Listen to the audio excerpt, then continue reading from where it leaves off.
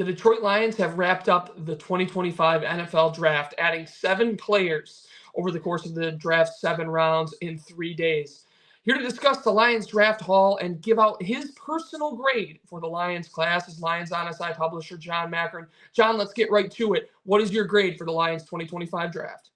Yeah, solid B plus. I think the Detroit Lions were able to utilize their full evaluation and target players that fit and also have room to grow. Now, why is it not an A? Well, I do think that you look at certain spots and you drafted a couple raw talents.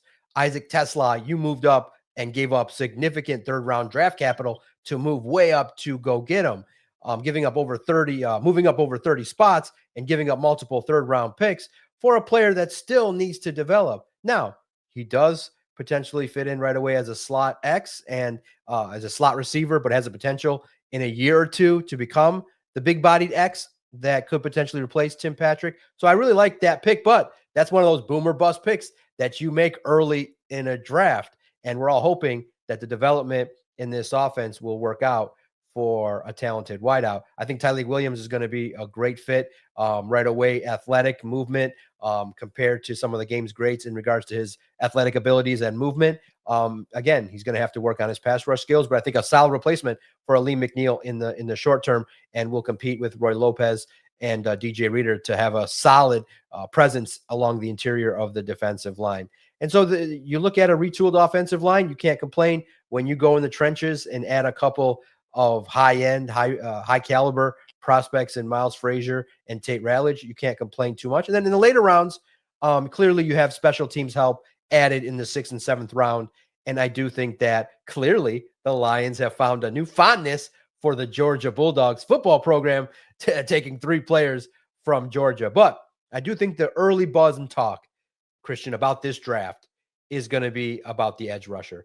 Ahmed Hassanian is the first Egyptian player that it was drafted to the National Football League. You see a young, hungry, talented defensive end that, look, I think the expectations should maybe be simmered down just a little bit. I do think that as we speak, Marcus Davenport is the number 1 on the depth chart, but this could be, and as we were preparing, this could be a James Houston situation where he develops over the course of several months, and maybe if an opportunity presents itself, he can earn a significant more of a role in the defensive line as the season progresses, maybe have more of an impact in regards to sack totals, disruptiveness later on his rookie season. But you got to remember, as always, where you're drafted is very key.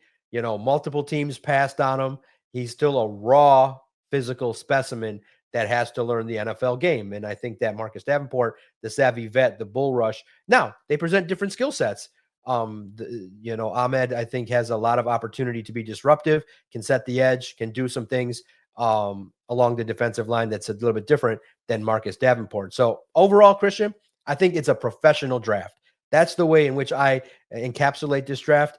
Are the impact of the offensive linemen going to hit right away? You hope so. I do think the work in the trenches will provide for more immediate impact than at wide receiver and the later round picks. But in the end, when you look at this draft class, I think in a couple of years, I think this class might be able to be described as having maybe even more impact than the 2024 class. I think the potential's there. Strong word there, with potential. But with a coaching staff filled chock full of former NFL coaches, there's optimism that this draft class in 2, 3, 4 years can be part of the next wave of talented stars on the Detroit Lions.